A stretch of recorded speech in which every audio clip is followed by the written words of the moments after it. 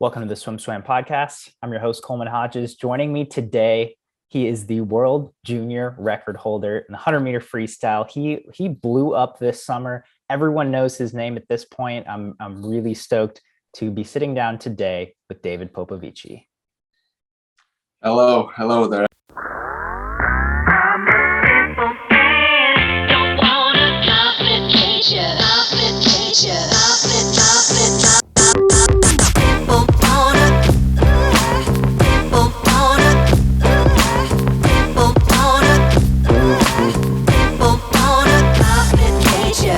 Just a disclaimer, I saw that a lot, and a lot of Americans and international people always get my name wrong because I have that I in the end, But for the record, for everyone, it's pronounced Popovici, like Popovic.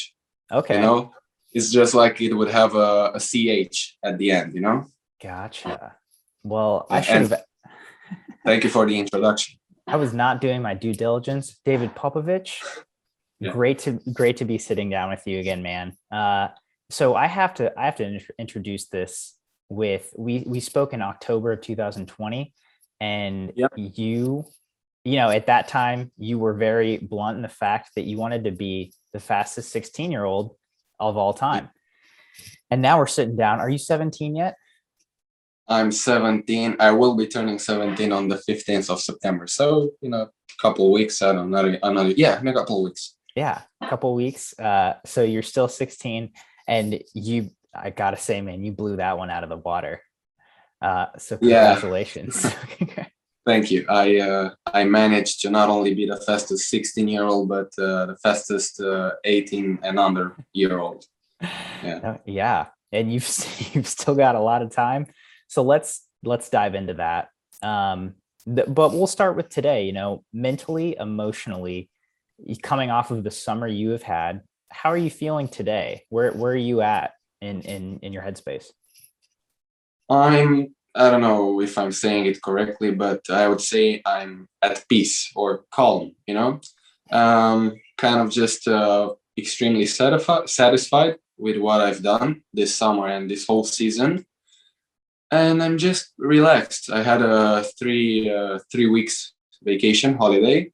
And now I came back. I've been training for like 10 days, I think. I'm not even sure. And every day I'm getting back into the rhythm. Like every day is a constant improvement for the new season, because that's going to come as well. When you're getting back into things, is it a big technique focus? Do you start out with like aerobic type stuff? What is getting back into it look like for you? Yeah, more aerobic stuff for sure. Like I even got pissed at my that's not a swear word, right? No, that's fine. All right. I even got pissed at my coach these last few days because everyone had some strong sets, like very fast sets, and I was just hungry to swim fast. It was like, no, we've got to take things slow. You have to do this main set, not that one, and it was way easier. And yeah, but at the end of the day, I get it. I get what he's trying to do, and I have to be patient, but I'm still looking for some hard sets. I mean, yeah, some fast sets. And okay, so it sounds like things are going well. Obviously, you're ready to race again, but you know that it'll come and you'll get there.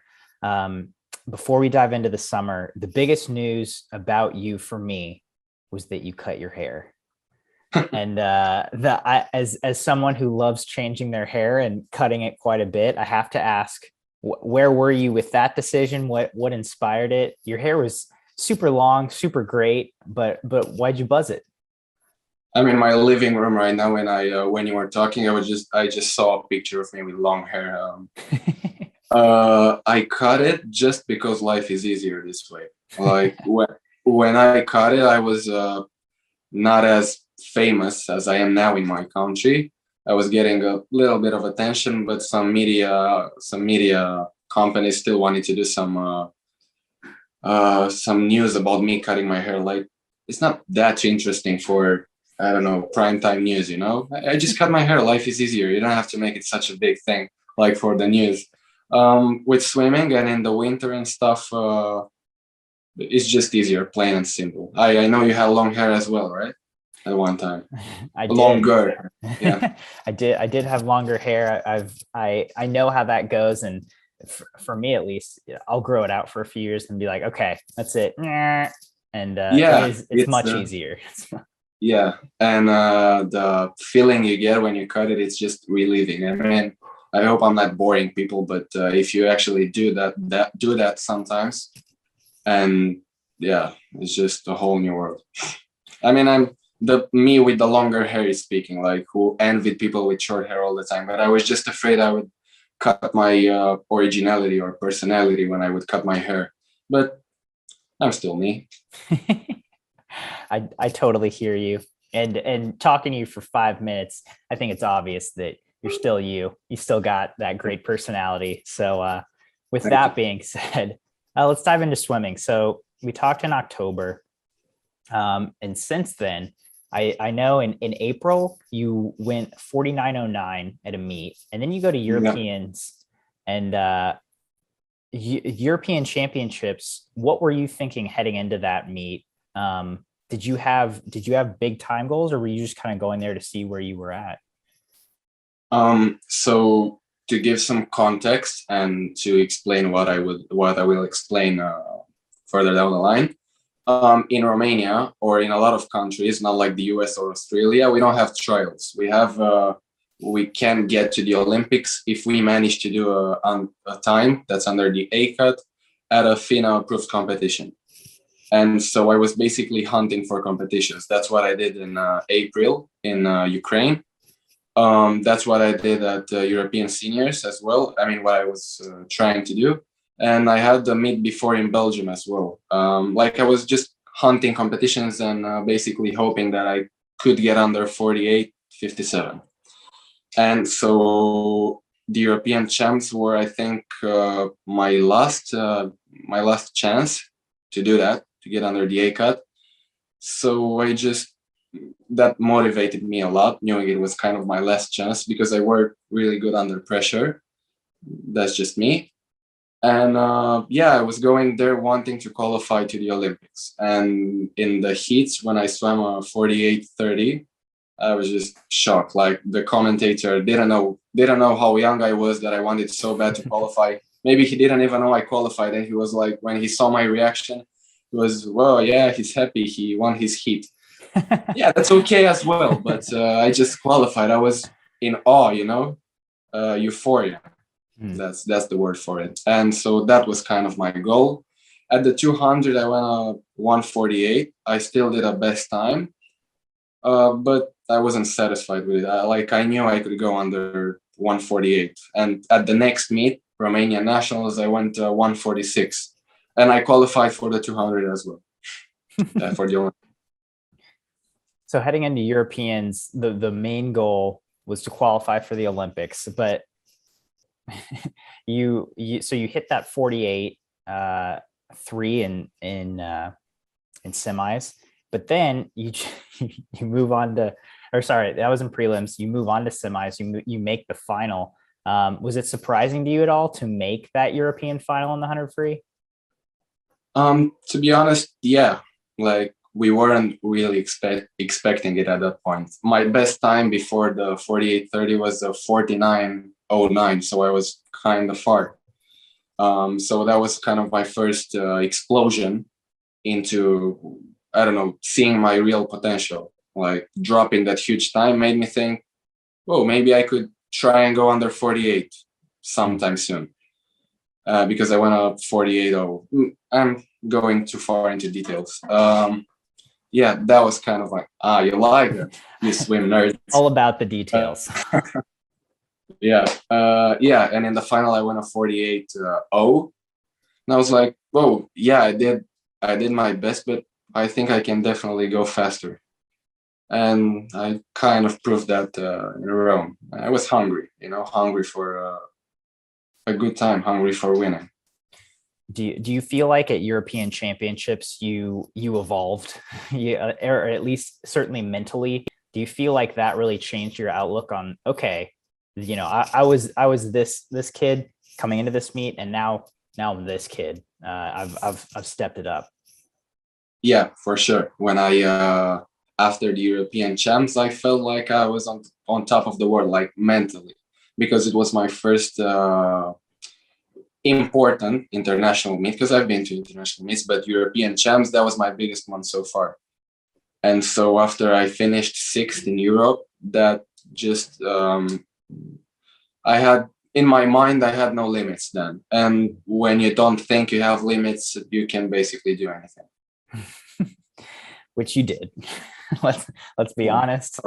Yeah. So it looked like that's how you were swimming at World Juniors, certainly. So then heading into that meet, or like you said, you have Romanian nationals where you go 146.1. You make the A cut there. Was that did you have one event or the other that you would have rather swam at the Olympics versus the 100 versus the 200, or were you equally excited to compete in both? Usually in meets or where I've swum before, the 100 was first, and so I was more used to that. But I knew the schedule kind of way before the Olympics, so I prepared for that, like doing the 200 first. I wanted to catch a final, so I thought, okay, I have to do heats, semis, finals. It will be tiring, like with my peak form and peak performance and everything, and different time zones, so yada yada. And so but I went prepared to do both. And so then heading into World Juniors, were you what did you think about the fact that meet was so close to the Olympics, especially after you had already qualified for the Olympics in both 100 and 200? I think you mean European juniors, not World Juniors. European juniors. Yeah, yes. No problem. So the question was, how did I think I would do at the Olympics while I was? Yeah, I mean, just were you at all hesitant because those meets were so close together? I'd lie if I'd say I wasn't kind of not scared of it, but didn't know what to expect really, because I've never done two such important meets right one after the other. But my coach knew exactly what he was doing. Like he knew how to make my peak form last for as long as it did, and it did for a lot of time. And he knows now even better how to make it last even more. Like if I have World Juniors, European champs, Junior European champs again next year. So next year will be kind of easier. Like, yeah, you see the irony here, but it will be easier than this year. So yeah, I put all my trust in my coach for this one. So then you head into European juniors. Mentally, you don't have limits. Can you take me through that meet and just again mentally, did you feel yourself change over the course of that meet with each swim and how it went for you? I felt really good. I mean, especially because I love the pool. I've heard a lot of the pool. Everyone I've talked to, big swimmers, told me it was the fastest pool they've ever swum in. And to be honest, results show that as well, like Paul Biederman and a lot of other great swimmers, which have world records there. So I had the first race. I was the first leg of the 400 relay, 400 free. And I felt good. Like I felt really strong and I knew what I had to do. The training was done. And when I swam, I didn't know I broke the world junior record. I broke it by 1/100th of a second. I broke Minakov's record. And I got out, people were shouting, waving, and they're like trying to explain to me what I did. And so, oh yeah, that's cool, but I can do a little bit better. Don't just wait for the 100 free. And the 100 free was next, like the next event, the next days. And so I went in the heats. I went out just to qualify. I did a 49 I did a 48. I don't even remember. And then I did a 48 again, I think. And then I just did the absolute best I could, the 47:30, which proved I didn't know I was the fastest time in the world at that moment. People were again shouting, waving at me, trying to explain me. I was just really happy because I kind of expected it, but it also still blew my mind. Mm-hmm. And then the 200, I again, did I do a best time? Yeah, I did a 1:45. I don't remember. No? Yeah, 1:45 low. Yeah, all right. Thank you. Yeah. I have so many times and races in my mind. Yeah, I did a 1:45, so I did a best time in the semis, which I wanted to do. And then in the finals, I tried again to do a best time. But the 200 final was 10 minutes after the 50 semifinal. And so I was a little bit tired, but again, I only had to learn from that. There will be meets when I have to do a 200 after 100 back or something like that. Mm-hmm. So I have to be prepared. And again, I hope I'm not repeating myself too much. My coach knows exactly what to do, like the plan, how to deal with media and everything. Yeah. What are some of the things that your coach was saying to you after these races? Was he giving you, was he like, okay, we can improve here, we can improve here? Was he just like, great swim? I think he was more of a great swim guy at that moment, Mm-hmm. only because in the 100 at least, because in the 100 I did very good. I went a lot over my expectations. And so after the races, he was like, good, okay, let's try and do that in Tokyo as well. I mean, let's not get lost in all the attention. Like, I went to Rome with 3,000 followers, and when I came back, I had 10,000, 11,000, and the messages were flowing. And it was kind of my first experience with this much attention. So he knew exactly how not to get lost in it all. And just stay focused. We're going to go have a little training camp and then head straight for Tokyo. Yeah, at the 200, I had some mistakes and we talked them out. I talked with the guy we work with to do video analysis. He analyzed it all. And yeah, I got even better at the 200. Thank you, Stein. I know this is a bit ironic. I recognize I'm a member of the media and I try to be coherent of that, but how are there certain things that your coach has helped you with or suggested for you that have really stuck with you in terms of not getting lost in all that attention once you did have those incredible swims? It's just, it was simple. It was just a principle that I already had somewhere in my mind that he just strengthened. The job's not done, like Kobe would say. Yeah, the job was not done. I still had to be concentrated. Okay, enjoy it a little bit. I'm not a robot. Enjoy it a little bit. When you get back from the airport, see your family, everything, hug your friends, your girlfriend. But still stay calm and still, Yeah, it seems like I feel like that's really good advice for anyone in anything swimming or unswimming related, especially something going through a big change like that. Yeah. So you talked about coming off of European championships, you felt limitless, right? That was a big confidence boost. Coming off of European juniors and heading into those Olympics, mentally, where were you at heading into the games? I wasn't feeling tired. I never felt tired. Not even throughout my 150 at the Olympics, which weren't great for me, but I didn't feel tired. Like, I was even confused after I swam them.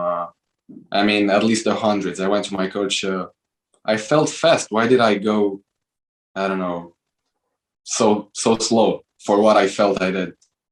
And he was just, swim it as best as you can. I'll explain it to you after you're done, because he didn't want to influence me or anything. We would just talk after we're done. Just do the best you can. Look, maybe you can do that better, little stuff, technique and mental stuff. And after he explained it to me roughly and in simple terms, because he doesn't want to fill my brain with this information, but basically I just had to drag that peak form from Rome onto Tokyo. And I managed to do that in the 200, but in the 100, I was feeling tired. It got to me, if that's correct. Yeah. it got to me, and that's normal. I mean, the Olympics weren't my main competition for this year. It was Junior Europeans. And so just being able to qualify for 2 Olympic finals and almost getting an Olympic medal is a lot. And I mean this, a lot over all I thought I could do. So we did extremely good. Yeah, anyone who says otherwise is, Haters. in my opinion, exceedingly foolish. Yeah, I mean, you had such an incredible summer. Like you said, you were 4th in that 200 freestyle in the Olympic final, made 2 Olympic finals. I mean, at age 16, which just indicates you've there's a lot left for you in the tank in swimming, which was really cool to see. Heading into the Olympics, when you get to Tokyo, you'd been to Euro champs, you'd been to Euro juniors, you'd been to these big meets. Were you feeling still calm? Were you feeling comfortable in that Olympic environment?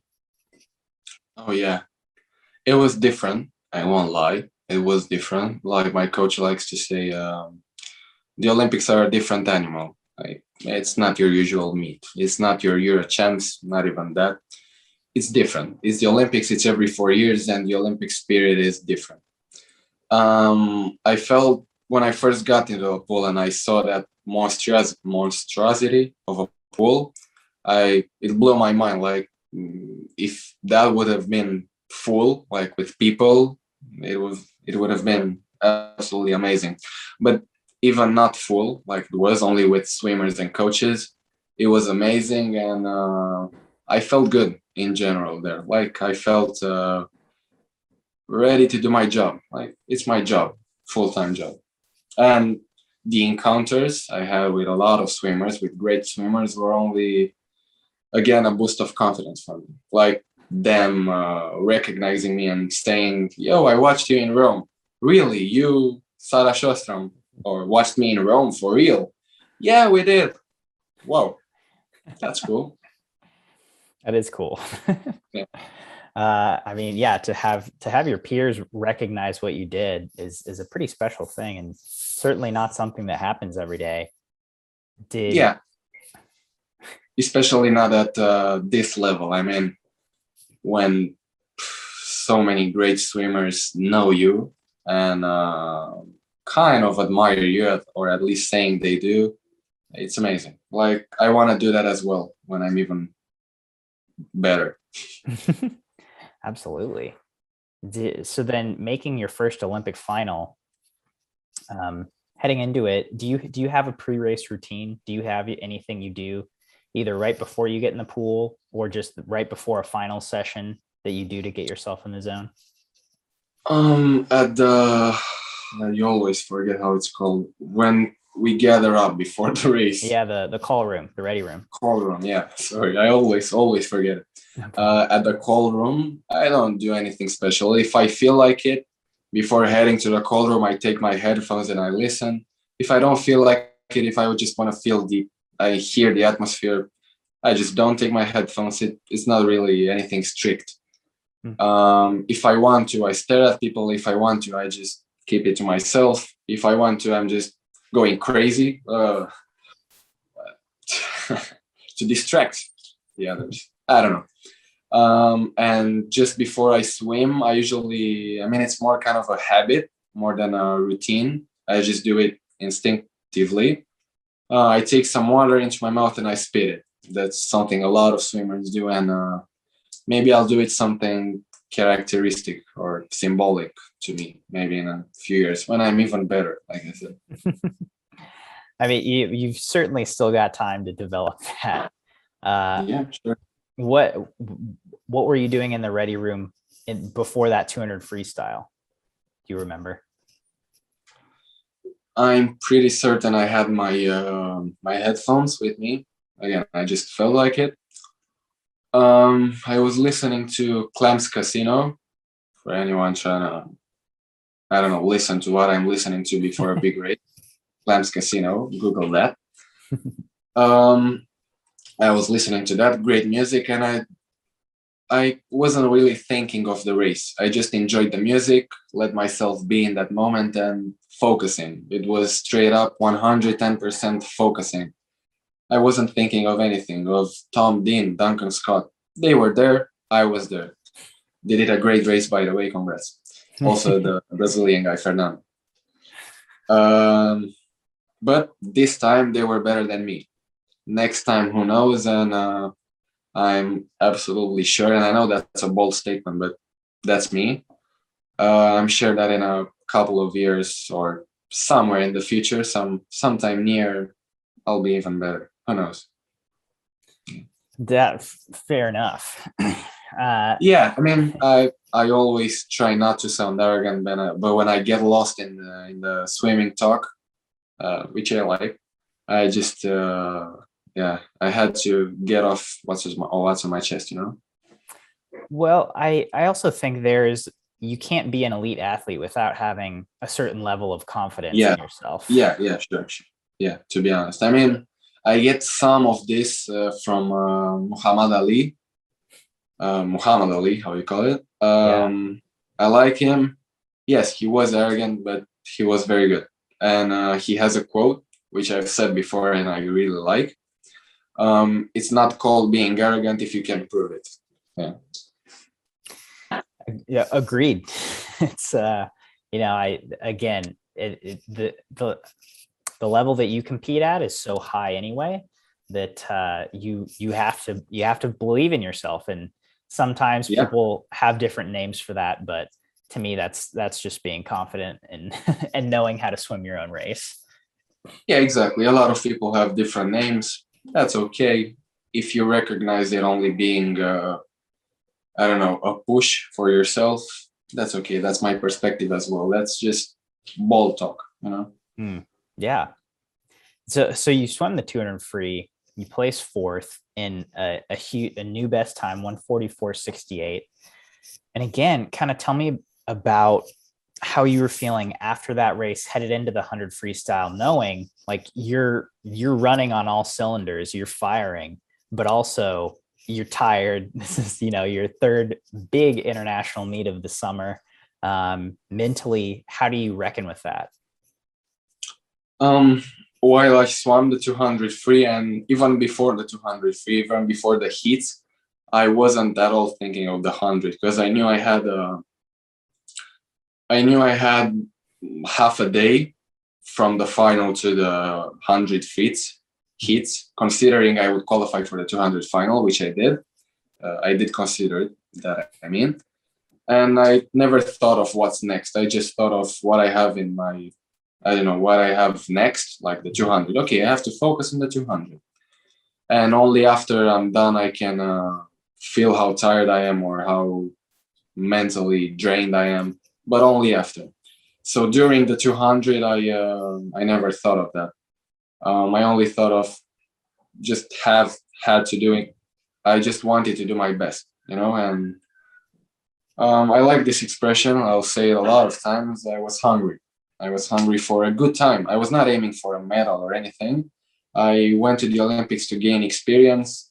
Hell, when I got into the final, if I have my lane, I have my chance. Just let me do my best. Mm-hmm. And when I saw that I placed fourth, I was like, whoa, good. I wasn't really expecting that.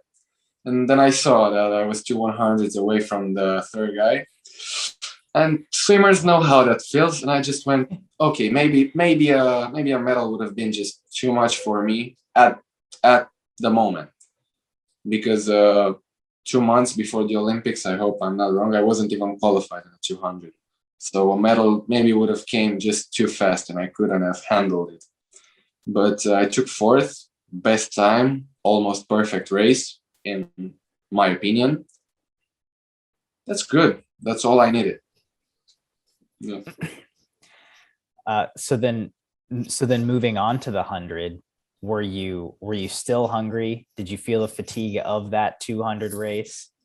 Where were you at? Like I said, weirdly enough, I didn't feel any fatigue. Like even when I swam, I was confused. Like why am I not swimming faster? Like I said, my coach explained it to me afterwards. I felt good. I felt confident, and I did my job. Like my body was not really prepared, as it proved. Um, but mentally, I was strong. And only after I was done, even with the 50, which was my third event, I got to relax and look in perspective, or what's your expression called? Hindsight. Yeah. Yeah. But only afterwards. Like, don't, again, another swimmer said that. I'm not remembering his name, sorry. Don't rest in the middle, rest at the end. Or maybe Kobe said it. I don't know. But there's no point in resting at the middle. Rest when you're finished and rest when you're satisfied. Mm. So then, you finishing up your Olympic experience, you get to have that rest. What Yeah. did your coach say about your 100 or about your swims overall? We talked about my swims overall and my performance. When we talked about my swims, we always included the Rome ones. I mean, the Rome and European juniors and the Olympics. And so when he was referring to that, and when we were talking about that, we always agreed that it was just an amazing performance, and maybe we can do better. But for now, just rest, and we'll see next season. Yeah, but overall, extremely good performance, and he couldn't have been happier with it, and so did I. Yeah. So again, from after World Juniors, like you said, that was you were at a whole new place. You get all this attention from media, from swimmers. And then after the Olympics, did you feel like you were in a different place after that as well? Oh yeah, I detached completely after the Olympics. I was kind of sick of the way home because it was 14 hours total of flying, so I didn't really feel like it. I'm a tall guy. My joints hurt, my knees hurt when I sit a lot. And so the thought of me being in an airplane so much just, yeah, but I got over that as well. And I got home and I finally got to enjoy, finally got to enjoy freedom. Yeah, freedom. Well, I mean, yeah, my friends, my family, people I talk to, like I was just missing my city, like missing the environment. In Tokyo, it was amazing, but it was a whole different world from what it is here. Oh, I bet. What are the things you enjoy about your city? Um, well, I don't think I have some things I really enjoy a lot. I list them, but at that time it was just the thought of being home and seeing what I usually see out my window when I go out biking, you know, like listening to music and going to the pool. I just missed the normal mundane Mm-hmm. stuff. Yeah. All right. Thank you for teaching me some English. Um, but some things I really enjoy about my city, I like biking a lot. Like going out with my bike, I just go in the city. I have my headphones on, and I just go on streets. I don't have a GPS. I just have my music in my ears, and I just get lost in it. There's a lot of it which I haven't gone through yet because it's a big city, Bucharest. Mm-hmm. Uh, what are the things do I like? The street food is kind of good. I tend to eat a lot of that when I go biking, contrary to what my coach might like, but yeah, sometimes I do that. The architecture here and there is kind of nice, and it's a city you some people might like, but the traffic here is excruciating. Like if I want to go like 4 kilometers away, go to the gym, and I'd go at 12 in the noon. It would probably take me like 25 minutes to go 3-4 kilometers away. Oh, wow. So it's better by bike or metro or a bus or tram or something like that. Mm-hmm. So the traffic, that's what I don't like about the city. That makes sense. Yeah, a lot of traffic. I don't know if anyone likes traffic. certainly in my city, traffic is terrible as well. So I hear you. Yeah, I mean, I think my traffic is worse than you. And when I think of what Beijing traffic will be, I'm just grateful for what we have. So yeah, we're all on different levels. Absolutely. Okay, so fair enough. You're getting into this new season now. Do you are there certain things outside of outside of the pool that you think you might be incorporating into your training this year? Um, Not anything special. Like I will still go do massages every week, like one or two. I'll still do cryotherapy. I'll still sleep. I'll still eat well. Um, there's not really anything new. I mean, not that I know of. Maybe my dryland coaches already had something in plan for me, which I won't like. Maybe because it will be hard. But I have to put some muscles on me. I still have to grow some more. Like I still have stretch marks on my back and on my knees. Um, yeah, I don't think there's anything really new. We stick to the plan. That's just it. That's kind of amazing to me that you're doing massage, you're doing cryotherapy, you're watching your diet, all is that something you just started doing in the last year? Because again, you're still pretty young. A lot of kids your age are probably, oh, I'm swimming and that's it. I eat whatever I want and I don't stretch or anything like that. And that's it. Yeah, a lot of kids. I mean, even in swimming and in sports in general, don't think a lot about these details, which I think really make the difference. Like your nutrition, your recovery methods, your sleeping, the environment you're in, everything. So the nutrition, like I started working with a nutritionist from I think about a year ago from America. Hi Bob. Um, but before that, nutrition wise, my dad was always passionate about that, and he always learned the best stuff for it. I mean, what's kind of best for me to eat. He wasn't an expert and still isn't. That's why we work with a nutritionist. But he always gave me the best he knew he could. Like I always ate healthy in regards to swimming. And recovery methods, again, my dad was very passionate about this, like what I could do best when I was little to make it big, And he learned a lot about nutrition, recovery methods, everything. And we kind of incorporated that since I was little. We knew I had to eat almost every time after I swim. Like that's just one little detail that makes a difference.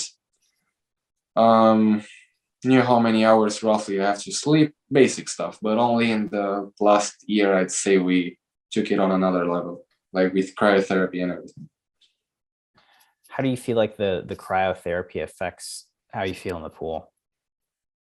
After I get out of the chamber, for those who don't know, maybe there are some who don't know, cryotherapy is you go into a chamber or like a barrel.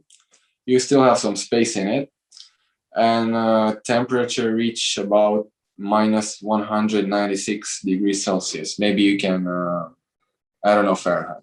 You can Google that. Yeah. And so it's very, very cold. But after you can't stay more than 3 minutes because then afterwards it's dangerous. Mm-hmm. But after I get out of it, I feel like a baby and I just feel like I want to sleep. It really helps me in the pool. I feel like it maybe. I mean, it does help you. Otherwise, I wouldn't be doing it. It relaxes you. It helps you with your sleep, for example. Yeah, it's hard to stay in there for 3 minutes with this kind of temperatures, but it's all worth it after you get out. That sounds really cold. Yeah, it helps with muscle recovery as well. I forgot.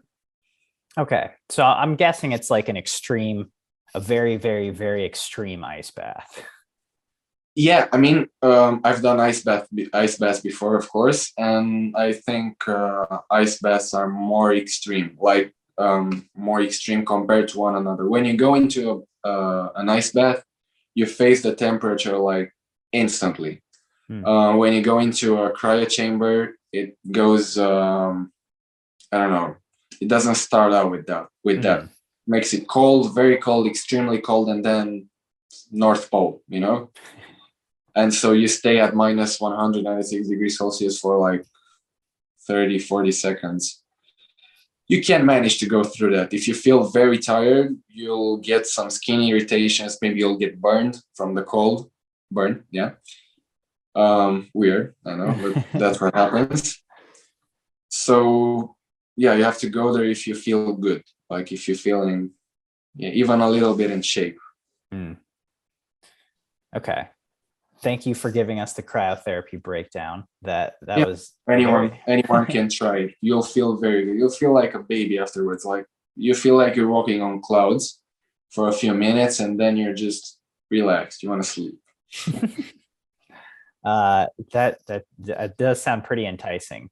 I could go for a good sleep after after an exceedingly cold chamber sit. Yeah, you could. So moving forward, David, we know you're doing ISL this year. Yeah. Did you know even before the draft that you were going to miss the regular season? The regular season is the first stage. Is Yeah. that all right? If I knew before the draft, yeah, kind of. I mean, we knew that ISL would start on, I don't know, when did it start? 29th of August or somewhere like Yeah. that. And at the time I thought about going into ISL, World Juniors were still taking place. And World Juniors had to take place at the end of August. So I couldn't do both, and that was in my schedule, World Juniors. That got canceled anyways. I still couldn't do ISL regular season because I'm not ready to do like 3 huge meets right after the other. Not yet. I will be next year. So I had to take a break. I had to get it. What's the word for it? Like rhythmically. You had to, I don't know, find your rhythm, get back into Yeah. a groove. Yeah, I had to find my rhythm in terms of swimming and trainings, and I had to get back in shape. I didn't have time. I didn't have time for that, at least for what I can do now. I didn't have time from Tokyo to what would have been my regular season. But I will be going from the semifinals. That if my team qualifies, I hope they do, go New York Breakers. Good luck, boys and girls. So I hope I'll go there. I hope in the Netherlands, I think the semis will be held.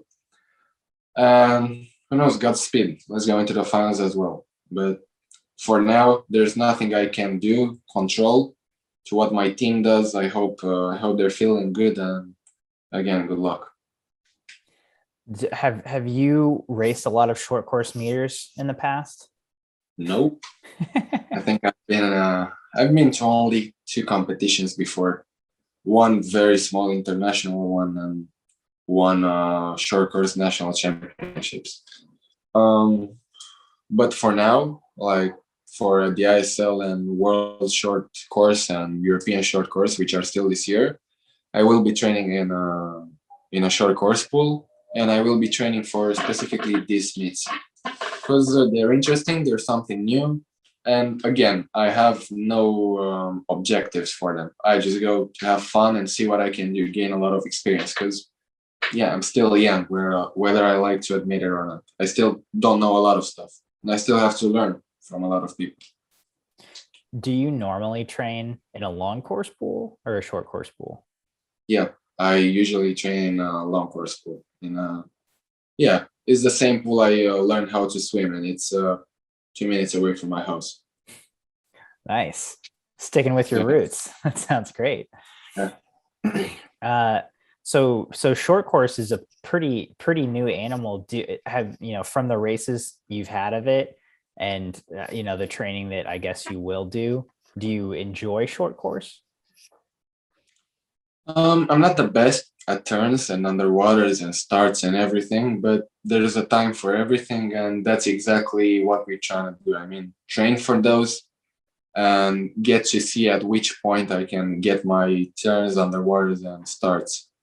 Because those, even in long course, are crucial, especially in 100 and in a 200. Why not? So these competitions are also some training and preparing for me, even on long course, because long term I plan on going a long course mainly. Okay. Mainly. So that's the ISL. I know you have mentioned elsewhere you've looked or you've been contacted by NCAA coaches at a lot of different schools, Cal, Texas, NC State, a lot of our top ones. What are your thoughts on the NCAA right now?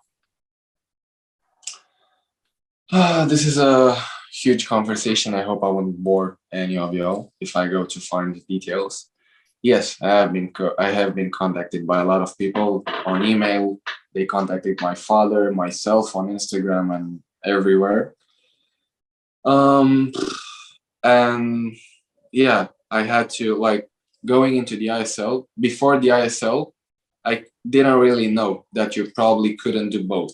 Like, at least with the regulations now or since then, I didn't know you probably couldn't do both the ISL and NCAA. So I just went into the ISL, and why not? Because nobody told me, And when I got drafted and they announced it, a lot of coaches were like, "Whoa, don't." Yeah, a lot of coaches were, "Are you sure you want to do this? Like, didn't you want to do NCAA? What are you doing?" And I was, "What do you mean?" Yeah, like that was my thought process. I want to do NCAA. Why not? But wait, you probably can do both. Like, these are the rules. Yeah, some details. Mm-hmm. And we talked to a lot of people. who have been in the States. And long story short, we understood everything that was NCAA and is college swimming. And so I kind of opted for the decision to stay in the ISL and maybe even risking not being able to ever go into the NCAA again. Because, and that's something I appreciate about the NCAA, there's a lot of teamwork. Like, the team is on the first place. If you go there, you have to swim for the team. You have to go to interstates. You have to do great, and that's great. That's sportsmanship, fair play, and you get to learn a lot about being with having colleagues, and who swim just as good as you, and you live with them, like in dorms and university and everything. And for now, my what I have here, my recipe, is good. Like, if it ain't broke, don't fix it. That's what the coach from Stanford told me when I told him that I'm probably going to stay here. Not only in Romania, but in Europe in general. Mm. Because I'm more close to what I know works best for me. My relationship, my chemistry with my coach, my chemistry with my dryland coaches. I don't know, how I live with my friends, my colleagues, my school, everything. So I kind of, when I learned that I can't do both, I had to make the decision. What will I do? Withdraw from the ISL and maybe go into NCAA, or do what I did, like stay in the ISL. And so, because I probably won't want to go in the States to train, because what I have here is great for me, I made a decision to stay in the ISL as well. I hope I made sense. Makes total sense. Yeah. The obviously now with the NCAA rules changing, there's a lot of things that are up in the air. One of which is, like, can you do ISL and NCAA? Which you're in the ISL now. You and many other athletes will probably have a lot of time to decide down the road if the NCAA is something you want to do, or the ISL is something they want to do. But that made total sense, and that's cool that you have all these opportunities and you get to have these decisions like that. Yeah, I'm grateful for all the messages and offers and everything I've received, like, honestly. But again, like, people were calling me crazy denying offers from these universities like D1, top in the country, everything. But for me, it is more important to excel in swimming, in my swimming. And for me, this is what works best for me. Yeah, I'm sure there are a lot of head coaches, great coaches, teachers, environment. I'm sure it's great, but what I have here is my best environment for me. I'm not saying anyone else shouldn't go. Like some people don't have extremely great chemistry with their coach. Like I grew up with my coach. He's young as well. He's 30. And I've been working with him since he was 21 or something. So we kind of grew together, and there's nothing that could really replace this. Not any coach, not any university. And I want to do it. I want to excel by my own. Like I said, I'm sure being in a team is great and probably the best decision for a lot of people, especially young athletes. But for me, I mean, that's not what I'm looking for. Yeah, without any offense to anyone. I don't think you can argue with that. It certainly seems to be working so far. Honestly, if I lived in Europe, I'd probably stay there. I think Europe's great. Yeah, of course. If you look at Texas, if you look at NC, if you look at all these great swimming programs, they have extremely good results. But I'm trying to get extremely good results, even in long course and even faster, you know? Absolutely. Well, David, it's always great sitting down and chatting with you. I really appreciate you taking the time out of your evening to sit down and talk about the summer you had and how you've grown, the experiences you've gained. What are you thinking heading forward? You're getting ready for ISL, coming into the new season. Do you have pretty lofty goals now that you've seen what your limits were last year? Kind of my long-term goals, like very long-term goals, career-changing goals. I don't know. I just want to change the world of the 100 freestyle. I just want to kind of reinvent it. And it's simple. I mean, I'm sure. Yeah, no. When I think about it, I get all excited, you know. But long-term goals, I want to get as many gold medals as possible in the 100, in the 200, in the 100 fly back. Doesn't matter. I train for all of them. And my potential, I mean, that's something my coach always tells me. I will never reach my full potential. Like I will always grasp for more. Like perfection is not achievable. Be the best version of yourself, and that's what I will do, and that's what I will try to do in Paris, World Championships, everything, and even in my everyday life, it applies as well.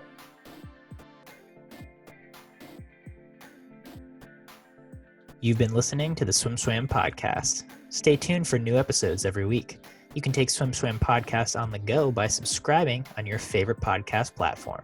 Look for links in the description below, and be sure to subscribe to our YouTube channel for more videos as well.